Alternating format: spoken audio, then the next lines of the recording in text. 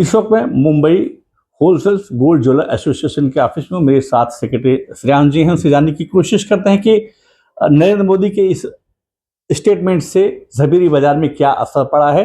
श्रेयांश जी, मोदी जी के स्टेटमेंट को आपका एसोसिएशन किस तरह ले रहा है? देखिए, मोदी जी ने जो परसों जो स्टेटमेंट दिया था कि गोल्ड ज्वेलरी आप बाय मत करिए, 1 साल तक गोल्ड ज्वेलरी को होल्ड करिए, वेडिंग हो या कुछ भी फंक्शन हो, आप गोल्ड ज्वेलरी मत लीजिए। एक तरह से मैं समझता हूँ कि कुछ हद तक ये सही है, मगर देश हित के लिए सही बात है, मगर इसके दूसरे पहलू को भी हमारे को समझना चाहिए, क्योंकि इस इंडस्ट्री से लगभग मैं समझता हूँ 1 करोड़ के आसपास कारीगर लोग जुड़े हुए हैं और दूसरे बहुत सारी इंडस्ट्रीज इस इंडस्ट्री से जुड़ी हुई है, जैसे लॉजिस्टिक हो गए, बैंकिंग सेक्टर हो गया, पैकिंग सेक्टर हो गया, इंश्योरेंस हो गया, बहुत सारे सेक्टर्स जो जिनकी रोजी रोटी इस इंडस्ट्री से जुड़ी हुई है, ज्वेलरी इंडस्ट्री से जुड़ी हुई है, तो उनके ऊपर क्या असर आएगा उसको भी हमें समझना पड़ेगा। वो जो विदेशी मुद्रा बाहर जा रही है उसको बचाने के लिए जो स्टेटमेंट दिया है, तो मुझे लगता है कि उनकी जगह पे वो बहुत सही है।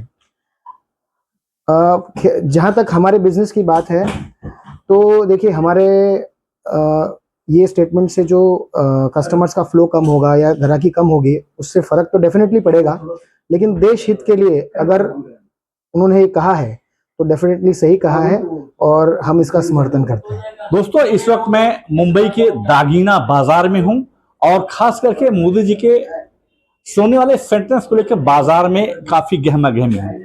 मैंने आपको अभी तक जो है होलसेल और पूरे बाजार के एसोसिएशन की बात सुनाई, अब हम आपको रिटेलर्स की बात सुनाते हैं। इस वक्त मैं यूटी झवेरी के स्टॉल दुकान पर आ चुका हूं। आप यहाँ का माहौल देख सकते हैं। हालांकि मोदी जी जो बोलते हैं पब्लिक उसको मानती है, तो अगर हम बाजार, हालांकि आज इस सोने की सेंटेंस को लेकर दूसरा दिन, लेकिन बाजार में उसका कहीं ना कहीं असर दिखाई दे रहा है, क्योंकि जिस तरीके से कुछ लोग उसको पॉजिटिव ले रहे हैं, कुछ लोग निगेटिव ले रहे हैं। इस वक्त मेरे साथ यूटी झवेरी के एमडी कुमार जी से जानने की कोशिश करता हूं, क्योंकि ये रिटेल में डील करते हैं। सर, जिस तरीके से नरेंद्र मोदी ने कहा कि सोने से बचना चाहिए, 1 साल सोने की खरीदारी से बचना चाहिए, एज ए रिटेलर आप जो है इसको कैसे देखते हैं? बेसिकली मोदी जी ने कहा है उसका असर जरूर हुआ है। हम कल से आज तक देख रहे हैं और जो कस्टमर हमारे पास आ रहे हैं वो एक्स्ट्रा खरीदारी नहीं कर रहे हैं। नहीं तो जनरली सबके दिमाग में कि सोना जो 1.5 लाख है आज, वो कल 2 लाख हो जाएगा, ये सबके दिमाग में है, हर कस्टमर के दिमाग में।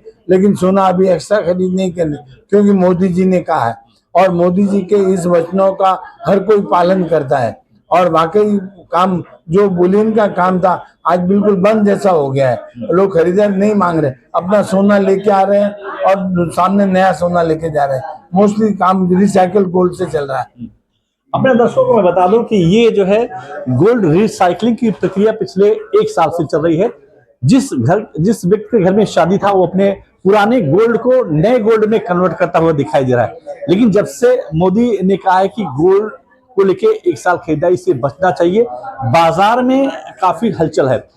इस इंडस्ट्री में जो लोग हैं रिटेलर में जो सेल्समैन होते हैं, और उसके अलावा अगर हम बात करें कारीगर, सबसे बड़ी जो समस्या यहाँ पर उभर के आने वाली है कारीगर के सामने है। इस वक्त मेरे साथ पश्चिम बंगाल कारीगर ज्वेलर्स एसोसिएशन के अध्यक्ष रंजीत दत्ता जी मेरे साथ हैं। सर, आपके जो कारीगर है उनके ऊपर सबसे बड़ा संकट के बादल आने वाले हैं, मगर अब भी जो सरकार ने ऐसा बात बोल दिया, प्रधानमंत्री जो बात बोल दिया, जो खरीदे नहीं है, हमारे लिए बोले तो रास्ते पे आने की नौबत आ गई है हमारे। हम अगर अभी नहीं बनाएंगे तो हम खाएंगे क्या? क्योंकि अगर कोई नहीं खरीदेंगे तो हम व्यापारी हमारे पास ऑर्डर कैसा देंगे? अगर ऑर्डर देके माल हम बनाए नहीं तो हमारा कम से कम 3 करोड़ लोग है, परिवार है जो इस काम से जुड़ा हुआ है। जो सेठ लोग का काम हो गया, बनाने वाले का काम हो गया, पूरा जो ये सिस्टम है, इसमें कम से कम 3 करोड़ परिवार पेट पालता है। जैसा कि दत्ता जी का कहना है कि जो भी मोदी जी ने कहा है उसका असर बाजार पर दिखना शुरू हो गया है। लेकिन सबसे बड़ा यहाँ पर सवाल ये है कि जो कारीगर हैं, जो इस इंडस्ट्री से हजारों की संख्या में जुड़े हुए हैं पूरे देश से, जब ज्वेलरी की खरीदारी नहीं होगी तो उनका कामकाज कैसे चलेगा?